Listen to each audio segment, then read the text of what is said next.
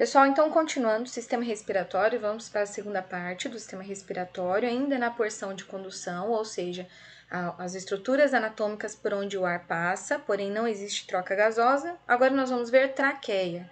Ele é um órgão anelado, olha aqui a traqueia, né, com forma de um tubo, e na sua extremidade inferior, ele bifurca-se, dando origem aos brônquios, né, que são outras estruturas que também fazem parte da porção de condução, tá? Bom, ainda na porção de condução, agora a gente vem para os brônquios. Então, aqui, olha, pessoal, traqueia, né? E os brônquios. Eles são bifurcações da traqueia, ainda tem uma certa espessura, mas bem maior comparado aos bronquíolos, tá? E fazem parte essas duas estruturas, os brônquios fazem parte da porção de condução. Bom, agora a gente vai para os bronquíolos. Quando termina, olha, os brônquios, eles entram, né, nos pulmões, eles vão se ramificando em estruturas cada vez mais finas, que são denominadas de bronquíolos. E ao final desses bronquíolos, a terminação dos bronquíolos dá origem ao que a gente chama de alvéolos pulmonares, que fazem parte da próxima porção, né, da porção respiratória que a gente vai ver em seguida, tá, pessoal? Bom, agora a gente vai entrar na porção respiratória, no pulmão mais precisamente. Olha aqui que bonitinho os alvéolos pulmonares. Então vamos lá, porção respiratória é onde realmente ocorre a troca gasosa, tá? Então agora a gente está falando da estrutura do pulmão. Então olha lá, traqueia, brônquio, bronquíolos e na extremidade dos bronquíolos a gente encontra os alvéolos pulmonares. Aqui, olha, em destaque, aqui onde eu estou mostrando, a gente tem o músculo diafragma, que é um músculo essencial, importantíssimo para os movimentos respiratórios. Uma outra vista do pulmão, nessa vista a gente pode observar o pulmão direito, o pulmão esquerdo, o coração, certo? Bom, ainda aqui no pulmão, a gente vê nesta outra imagem os dois pulmões, porque pulmões é um órgão par, né, duplo. Nós temos dois pulmões. O pulmão direito, a gente observa que ele é dividido em três partes, em três lobos. Então, a gente tem o lobo superior, o lobo médio e o lobo inferior. E o pulmão esquerdo é dividido apenas em dois lobos, lobo superior e lobo inferior. Lembrem, pessoal, do coração, quando nós estudamos sistema circulatório. O lado direito do coração, que é o lado que recebe o sangue vindo do nosso corpo, ele tem a válvula tricúspide. Porque tem três cúspides. Então, o lado direito do pulmão também tem três partes. O lado esquerdo do coração, ele tem a válvula bicúspide ou mitral, que tem apenas duas cúspides. Assim como o pulmão esquerdo, ó, ele tem apenas duas partes, ou seja, dois lobos, tá? Nessa outra imagem, a gente pode ver aqui em destaque a pleura, ó, que são membranas que revestem o pulmão, fazem a proteção do pulmão e permitem os movimentos, né, mecânicos do pulmão. Bom, nessa imagem a gente observa pulmão direito, pulmão esquerdo. Olha lá, pulmão direito dividido em três lobos, três partes, lobo superior, lobo médio e lobo inferior. E esses lobos, eles possuem, dividindo essas estruturas, fissuras. Então, essa fissura aqui, essa primeira, ela tá quase que horizontal, não é mesmo, pessoal? Então, ela recebe o nome de fissura horizontal. Já essa daqui, ela tá mais oblíqua, então ela recebe o nome de fissura oblíqua. Do lado esquerdo do pulmão, nós temos apenas duas partes, dois lobos, lobo superior, lobo inferior. Dividindo esses dois lobos, nós temos uma fissura e observe que essa fissura é exatamente na mesma posição que a do lado direito. Então, por isso, ela também é denominada de fissura oblíqua. Falando mais um pouquinho dos pulmões, a gente tem nessa parte superior o que a gente chama de ápice do pulmão. E na parte inferior, que é uma parte mais larga, a gente chama de base do pulmão. Bom, revestindo o pulmão, como eu havia falado para vocês, nós temos a pleura, tá?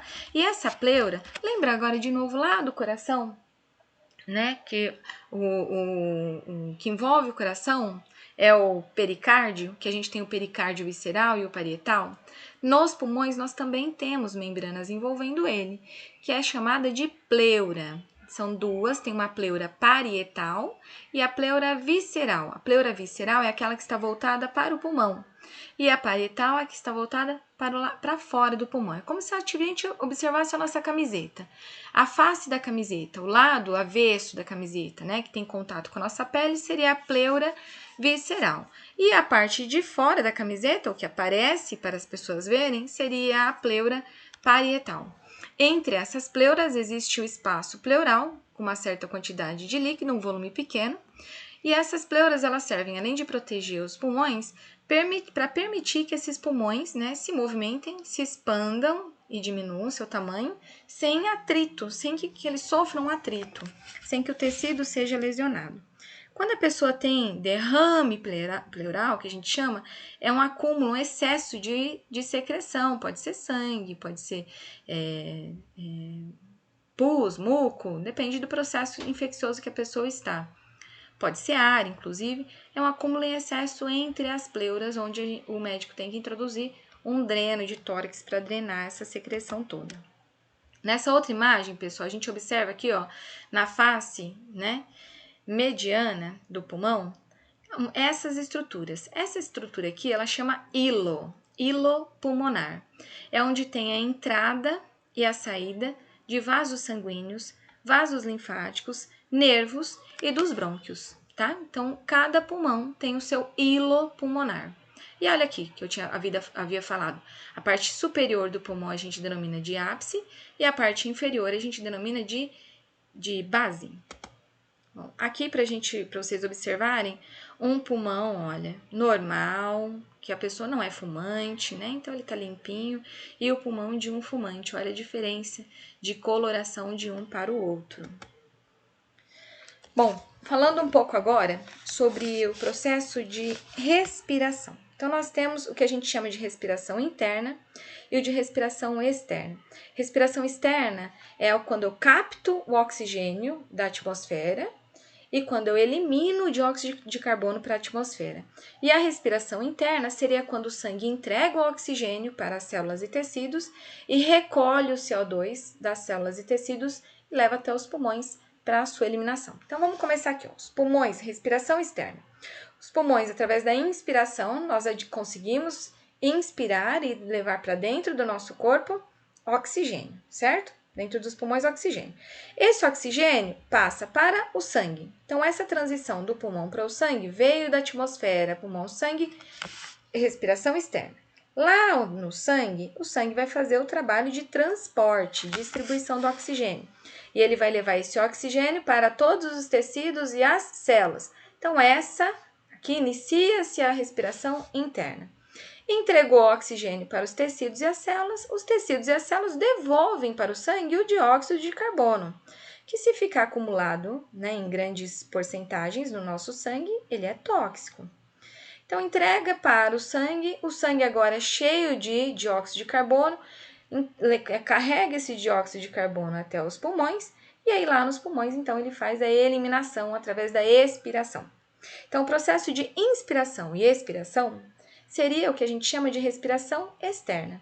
E a passagem dos gases, tanto dos alvéolos pulmonares para o sangue, como do sangue, né? Passagem dos alvéolos pulmonares dos gases para o sangue e do sangue para os tecidos, a gente chama de respiração interna. Porção de respiração ainda a gente encontra aqui os alvéolos pulmonares, que são as principais estruturas no sistema respiratório, porque é lá que ocorre efetivamente as trocas gasosas, tá? São estruturas muito elásticas, revestidas por uma camada bem fininha, como se fossem cachinhos de uva, onde a gente só tem a pelinha da uva, tá? Não tem o interior, o conteúdo interno da uva. Então, ela enche de ar, ela se enche como se fosse uma bexiguinha, e quando a gente solta o ar, ela diminui o seu tamanho, certo? Vamos falar agora um pouquinho dos processos de inspiração e expiração. Quando a gente está realizando a inspiração, ou seja, a entrada do ar para os nossos pulmões, o nosso músculo diafragma, ele se contrai. E quando ele se contrai, é como se ele empurrasse, né? Se ele forçasse a caixa torácica para baixo, ela se expande. A pressão aqui interna no pulmão diminui. Quando essa pressão diminui, ela puxa como se puxasse o ar para dentro, certo? Então, esse é o mecanismo de inspiração.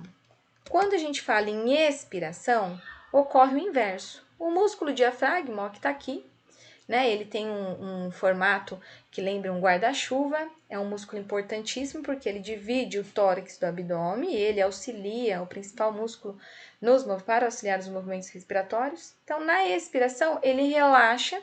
Quando ele relaxa, ele como se comprimisse, né, a caixa torácica. E a pressão aqui dentro dos pulmões aumenta. Consequentemente, o ar sai, tá, pessoal? Então, esse é o processo de expiração. Tem aqui os exercícios, como eu sempre deixo em todas as aulas, no final. Eu vou pedir para vocês fazerem esses exercícios, tá? E depois a gente marca uma chamada de vídeo, ou a gente combina aqui no canal mesmo, para a gente fazer toda a correção desses exercícios. Bom, o sistema respiratório é isso, pessoal. Lembrando que quando a gente voltar para a sala de aula, todo esse conteúdo vai ser retomado com calma, tá bom?